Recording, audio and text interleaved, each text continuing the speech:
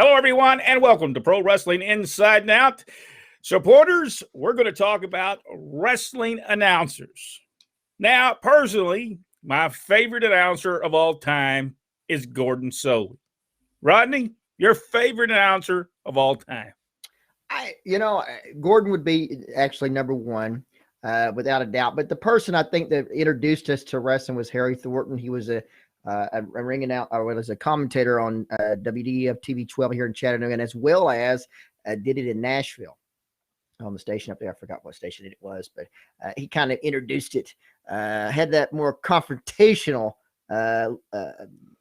approach than what Gordon had. Gordon was very sports-like, whereas Harry Thornton was actually a personality in Chattanooga, and he stressed that on the show, no doubt. Jack? Both of those mentioned, 1 and 2, Gordon 1, Harry 2, but Jim Carlisle. I love Jim Carlisle. Yeah, Jim Carlisle just had that voice that was just tremendous. I've got a photograph, and I should have downloaded, of Jim Carlisle and Fred Ward on the set of Columbus Championship Wrestling, and I should have brought that one up. Look at my profile. I just added it today. All right. Just a tremendous, Jim Carlisle was tremendous. But when I look at Gordon Solie, I will tell you this. I like Gordon better in the 70s and early 80s, but for whatever reason, when about 82, 83, especially about 83, I kind of didn't like Gordon as much as I did in the 70s. I got to where I like Lance Russell a whole lot better in the 80s. I thought Lance was so good at what he did. I believe Lance made the show to a certain extent in Memphis. What do you think, Jack? Well, I didn't get to see the Memphis shows till later on, and going back, thank goodness for YouTube and the proliferation of videos there. And I learned to really appreciate what he did. And yeah, he did. He could put stuff over. He could take angles that maybe weren't that strong, but his way of bringing it out and getting so enthusiastic about it got me to liking what was going on. Whether I liked it or not, I liked his presentation of it. Yeah, Rodney, Lance Russell. Lance Russell is, without a shadow of a doubt, equal to Gordon Solie in the ability to have that credibility to get anything over. In fact, once Lance was gone, they had a very tough time. Dave tried his best, but had a very tough time of getting some of that less than talent, if you will, trying to get him over where Lance did. I also thought, though, Michael St. John was a great heir apparent to them. He came from that same mold of his presentation of Lance Russell and Gordon Solie, more a mesh of the two, actually. And gave credibility and able to tell that story. Possibly, in the end, they probably should have, instead of trying Corey Macklin or even having Dave Brown, they should have probably put Michael St. John in that top spot. Because, like I said, they struggled. They struggled mightily after Lance Russell left. I always thought Lance Russell did a great job in World Championship Wrestling. I don't know if he was there maybe 2 years. I know they had him with Michael Hayes and Jimmy Garvin for a while. I always thought they did a great job. I thought Lance Russell worked great with them because they would always tell him, Lance, you know what, that Lex Luger, he's got them pec implants. And that's right. And Lance would go, come on now, guys. This is, the Lance Russell thing. And I just thought Lance, I would have to say when the 80s hit, because we got to watch Memphis wrestling in Chattanooga, Tennessee. It came on there. And, I always enjoyed Lance Russell. I just thought he brought some credibility to that product. My question is this. When you have somebody with Lance Russell's skills, I think the format in which they had him in was the wrong format. He needed to be at ringside, a part of whatever was going on. I thought he added tremendous amount of him trying to break things up. All right, now, come on, Jerry, stop it, or whatever the case may be. Jimmy, come on, get out of here. And I thought he added to it, and I think that having him away from ringside or away from the action was a mistake. And he should have been right out there, right in the middle of it, because he was perfect. Had that perfect tone. Did Lance Russell make, and I know we've all watched this, did Lance Russell make the concession stand brawl in Tupelo, Mississippi? Did he give it more credibility the way he did it? Because think about it, it was like, well, from Tupelo, Mississippi at the sports arena, this is Lance Russell. And then they laid the camera down, and then all at once you hear him say, pick that mic up, Randy. There's a big fight going on. Do you believe he helped bring that credibility to that, Jack?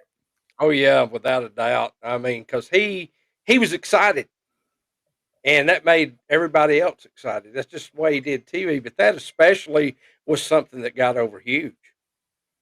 I also think the empty arena. Would that have been as good? And for those of people who don't know what we're talking about, the empty arena match between Terry Funk and Jerry Lawler. If you've never seen it, it's very entertaining. But I think that Lance Russell made that. Just the way he did it. He sure did. He brought credibility yet again. Think about it. That whole thing could be changed by sticking a WWE commentator in there to commentate that. Do a tongue-in-cheek, jokingly way where Lance did not. That could have destroyed it.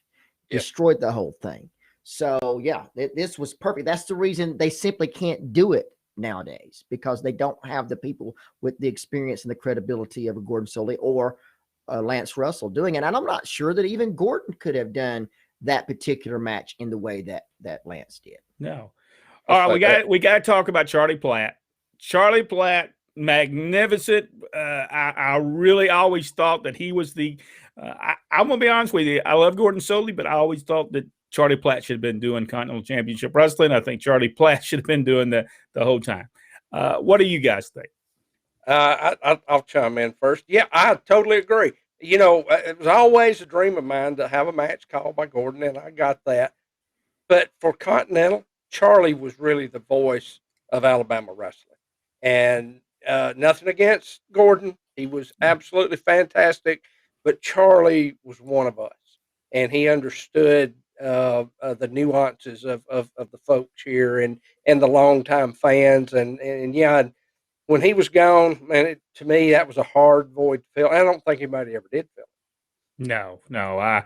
Gordon's good, but Charlie Platt just you agree with that, Rodney? That's because of legacy. That's where he was there when Gulf Coast was there. Then he was there when Southeastern was there. And it was just like, it's kind of like Lance Russell being missing from Memphis TV. It's the same thing here. Not to say that you should have probably had Charlie and Gordon doing it. Whereas Charlie's doing, maybe not doing play-by-play, but maybe doing the personality profiles, where like they went to Robert Fuller to being in the hot tub. Charlie could have been right there.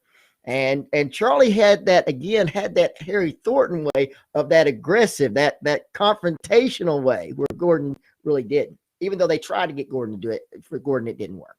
Yeah. Les Thatcher, tremendous as well. One of the greats, came up with a lot of innovative stuff for Southeastern Championship Wrestling that no one else even thought of. Les was great. Rick Stewart. Here's another that was tremendous at what he did.